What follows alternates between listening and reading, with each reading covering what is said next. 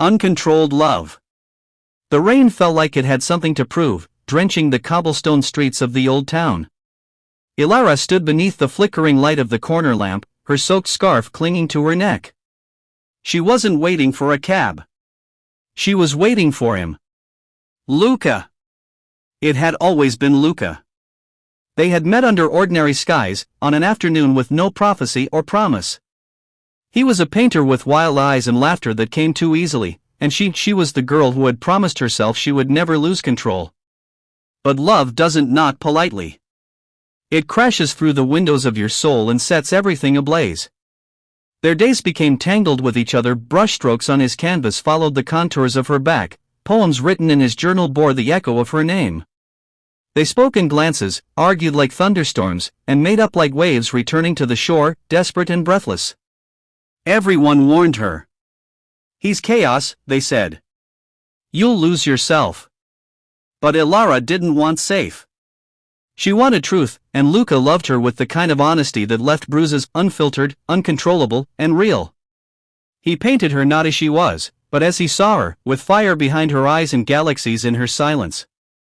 She couldn't walk away from that kind of vision. Who would? Yet chaos has a price. His moods darkened like skies before a storm. He disappeared for days, chasing inspiration or running from himself.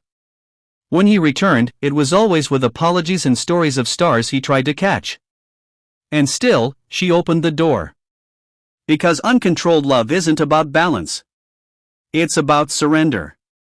They loved in fragments, mornings filled with laughter, nights shattered by silence. She knew she was unraveling, that parts of her were being rewritten by his absence and presence alike. But every time she tried to leave, he would look at her with that unbearable softness, and she'd remember why she stayed.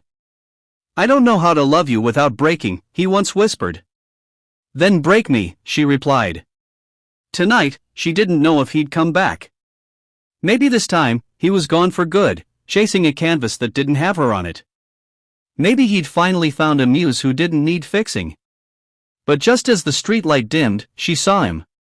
Wet, shivering, breathless, Luca. "Ilara," he said, his voice cracking like a violin string. And without a word, she ran to him, wrapped her arms around his trembling frame, and let the storm inside her match the one outside. Because this was love unbound. Not perfect. Not safe. But real. And for her, that was enough.